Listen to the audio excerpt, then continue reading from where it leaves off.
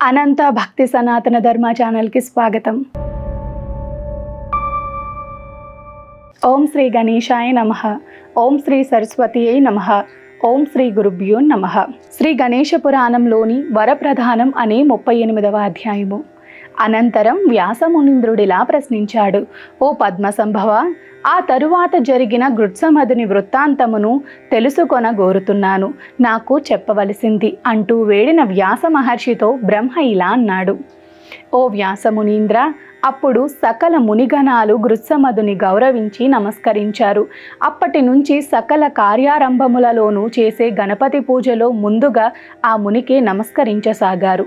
ఈ రీతిగా ఎంతో ప్రఖ్యాతిని గాంచిన గృత్సమదుడు సునిశ్చిత భక్తితో ఏకాగ్ర చిత్తంతో గణేశుని ధ్యానిస్తూ ఉత్కృష్ట భక్తిని పొందాడు.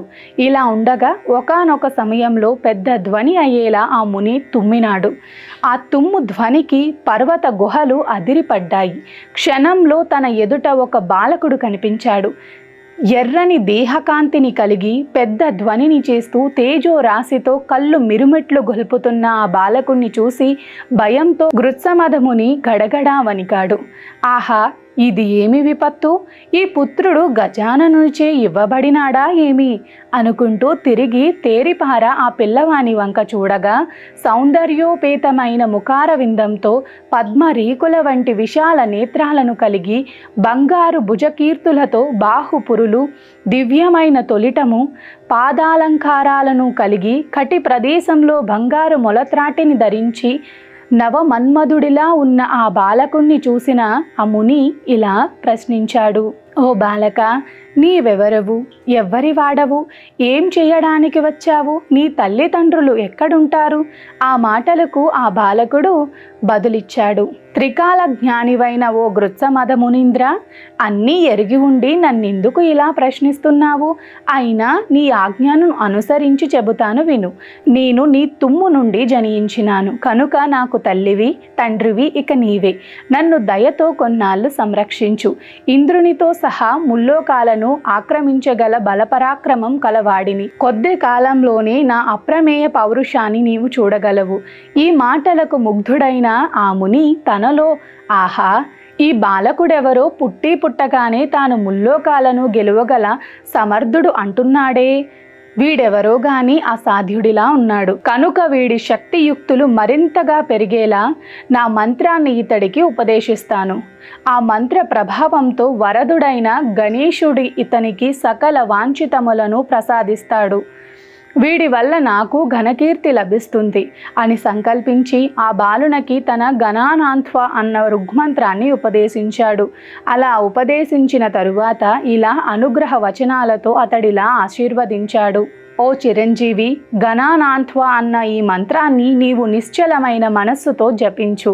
ఆ గజాననుని అనుగ్రహాన్ని పొందిన నాడు నీ సకలాభిష్టములు నెరవేరుతాయి. ఇలా గృత్సమదుని నుంచి మంత్రోపదేశాన్ని, అనుగ్రహ ఆశీస్సులను బడసిన ఆ బాలకుడు వెంటనే ఒక నిర్జన అరణ్యానికి వెళ్ళి అక్కడ ఇంద్రియాలను నియమించి తదేక దీక్షతో కాలి బొటన వేలుపై నిలిచి ఘాటంగా తండ్రి ఉపదేశించిన 5000 సంవత్సరాల కాలం నిరాటంకంగా మంత్రాన్ని జపించాడు. అప్పుడు అతడి ముఖంలోంచి వెంటనే తపోగ్నిజ్వాలలు వెలువడి దిక్కులనంతో ప్రజ్వరిల్లు చేస్తూ దేవగణాలకు, పాతాళంలోని రాక్షసులకు సైతం భయోత్సవాన్ని కలిగించాయి.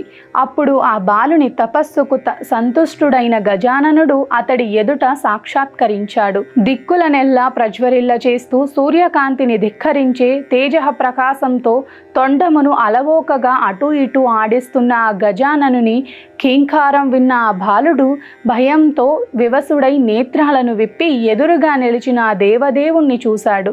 4 బాహువులతోనూ పెద్ద ఉదరంతోనూ నానాలంకారములతోనూ అలంకరించబడి పరశువు పద్మము, జపమాల, మోదకములను 4 చేతులలోనూ దాల్చి ఉన్న ముందు నిర్ఘాంతపోయి ఆ దివ్య తేజోమూర్తి యొక్క ప్రకాశానికి ఆ తరువాత క్రొద్దిగా తడబడి తిరిగి ధైర్యాన్ని పుంజుకుని ఆ ప్రభువుని ఇలా ప్రార్థించసాగాడు.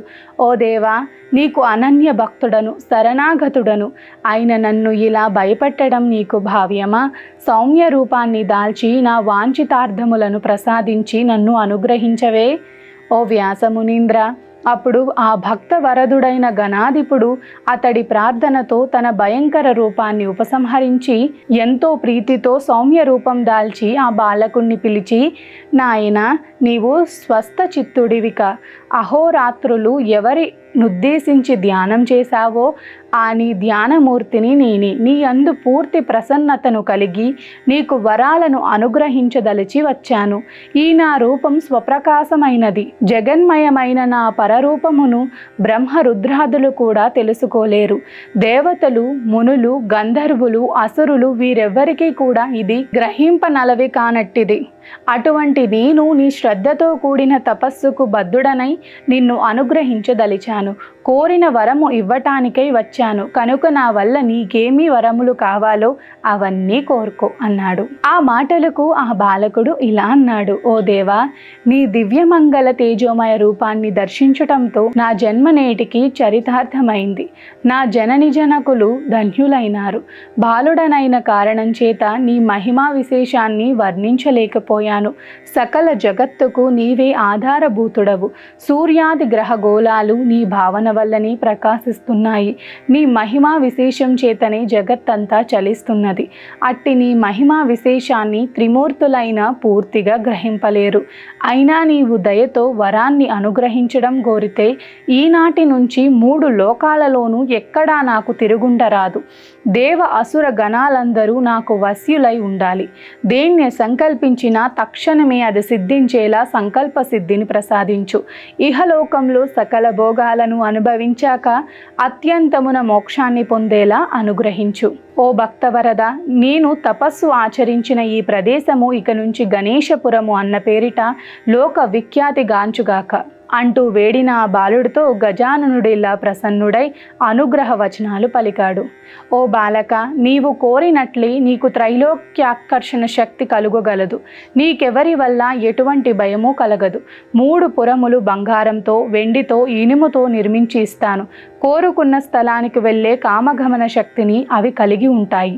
ఒక్క లయకారకుడైన శంకరుడి చేత తప్ప అవి భేదింపబడనివి. ఈ లోకంలో నీవు త్రిపురాసురుడు అన్న ఖ్యాతిగాంచుతావు.